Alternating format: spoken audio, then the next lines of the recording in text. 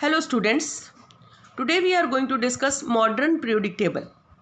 Before going for modern periodic table, let me first of all discuss the limitations of Mendeleev's periodic table, because by resolving the limitations of Mendeleev periodic table, the scientists became successful in giving modern periodic table. So first limitation was position of isotopes. As all the isotopes have different atomic masses, so they were supposed to assign different groups.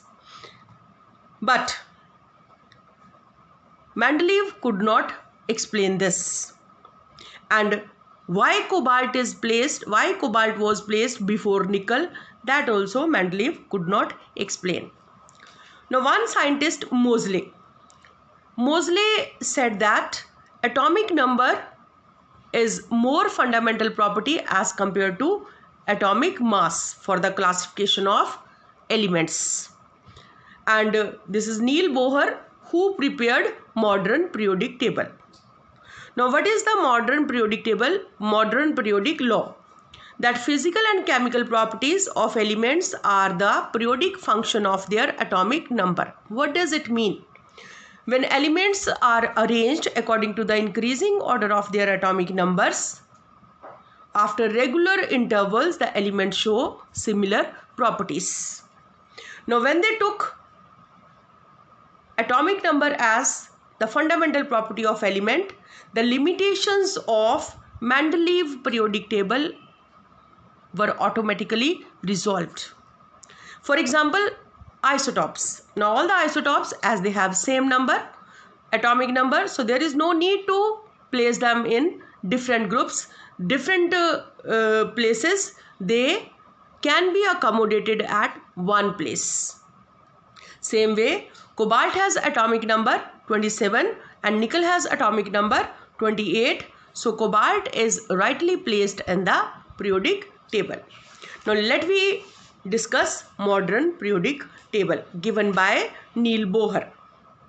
Now modern periodic table, according to the Niels Bohr, it has 8 vertical columns and 7 horizontal rows. 8 vertical columns and 7 horizontal rows. Vertical columns are known as groups and horizontal rows are known as periods. How we give them name? 1A, 2A, 3A, 4A, 5A, 6A, 7A and group 8. 8 vertical columns. Then 2A group divided into 2 subgroups. One is 2A, that is the normal, and 2B group further divided into 10 more groups, 3B to 12B. So this whole is 2B group, 2B, that is divided into 3B, 4B, 5B, 6B, 7B, 8B, 9B, 10B, 11B, 12B, further 10 more groups. On the whole, now there are 18 vertical columns.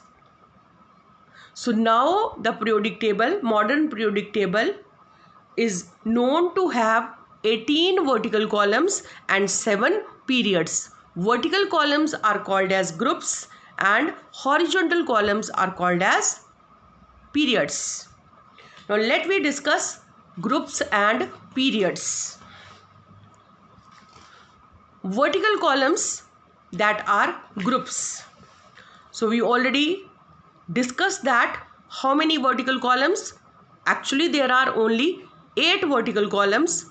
1A, 2A, 3A, 4A, 5A, 6A, 7A and group 8. 2A divided into 2 more parts. One is normal 2A and the other is 2B. This 2B is further divided into 10 more group, 3B to 12b, 10 more. So 8 plus 10, on the whole 18 groups. On the whole they are 18 groups. Let me discuss important groups. So first of all, group 1. So first of all we have group 1, or we call this group 1A. Now group 1A is called as group of alkali metals. Why we call it alkalis?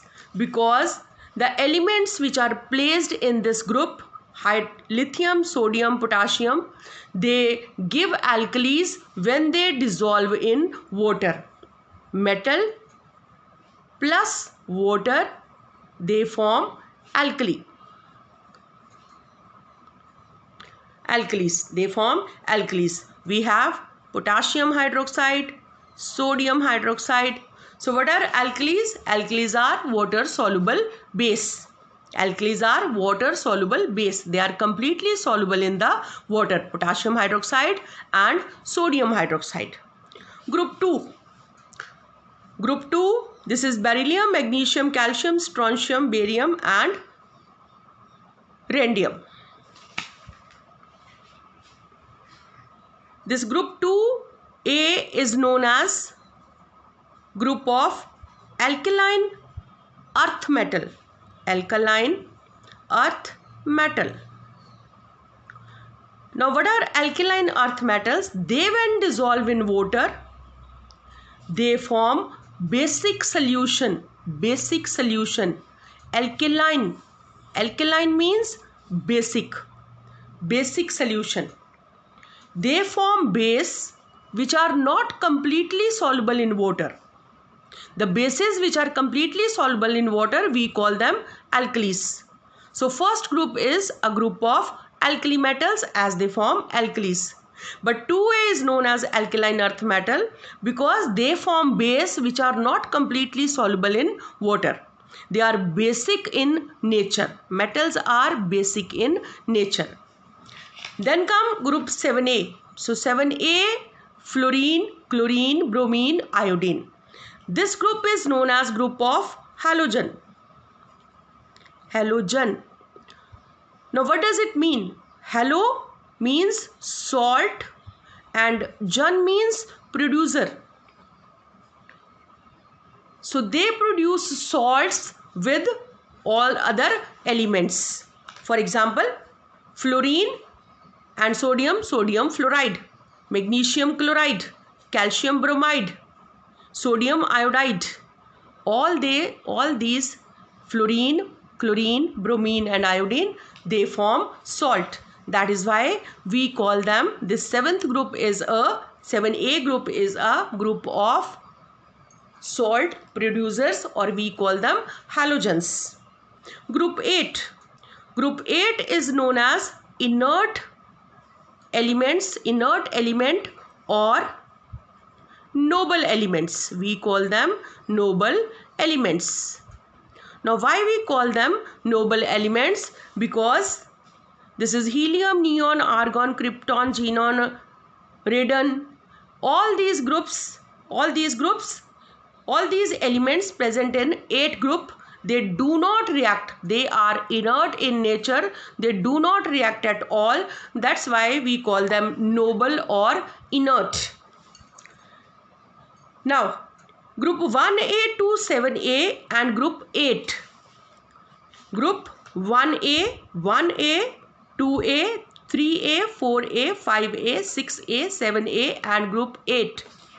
These groups are known as normal groups, and all the elements present in these groups, we call them normal elements. Normal elements. So lithium, beryllium, boron, oxygen, phosphorus, sulfur, argon, neon, all these are normal elements. What do we understand by normal elements? Why we call them normal elements? Because they have only one outermost shell incomplete. So they have just one valency. and according to this valency we divide them into 4 types. The valency, the elements which have valencies +1, +2, +3, 1a, 2a and 3a, number of valence electron. So they have +1, +2, +3, only one valency, one outer shell complete. We call them metals. Group 5a, 6a, 7a with valency -3, -2, -1. We call them non-metals. Group 4 electrons in the valence shell, neither they can lose nor they can gain, so they just share the electrons. That is why we call them metalloids. We call them metalloids which have both the properties of metals as well as non-metals. And group 8 with 0 valency, we call them noble elements. Group 3b to 12b. Group 3b to 12b, we call them transition elements, or these are transition groups. These are transition groups and elements present in them, we call them transition elements. Why we call them transition element? Because all these elements, they have last 2 shells incomplete, so they can lose electrons from the outermost shell as well as from the second last shell. So that is why all of them, they have variable valency. What is variable valency? When the valency is more than 1.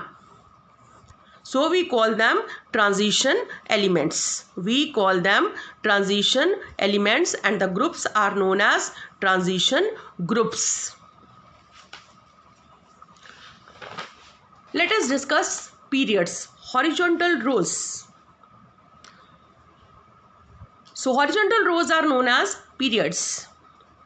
First period, it has only 2 elements. First period has only 2 elements, hydrogen element. So 2 elements, that is why this is the shortest period. This is the shortest period of the periodic table. Now second period and third period, they have 8 elements. Second period is known as period of bridge element, lithium, beryllium, boron, carbon, nitrogen, oxygen, fluorine and neon. I'll make you understand what are bridge elements later on. First of all, third period. Third period is known as period of typical elements. Now what do we understand typical elements? Typical elements are those which show the properties of their group. Shows the properties of their group. For example, if it is sodium. Sodium is a alkali metal, whereas lithium is not. Lithium does not form alkali. So sodium is alkali metal. It shows the properties of alkali metal. Magnesium is perfect alkaline earth metal. Silicon is a perfect metalloid because this is group 4. It shows the property of group 4, that is group of metalloid. So they show the properties of their own group, own typical group. That is why we call them typical elements. Now what are bridge element? Bridge element, they show. Now the elements present in second period and third period, they show diagonal relationship. Lithium shows the properties that are same properties as that of magnesium. Beryllium shows same properties as that of aluminium. Boron shows same properties as that of silicon. So boron and silicon both are metalloids. Carbon shows the properties as that of phosphorus. Carbon and phosphorus, they both have allotropes. So this is known as bridge relationship and we call them bridge elements. So we call them bridge element. So second period is a period of bridge element. Now fourth and fifth period, they have 18 elements. They both have 18 elements.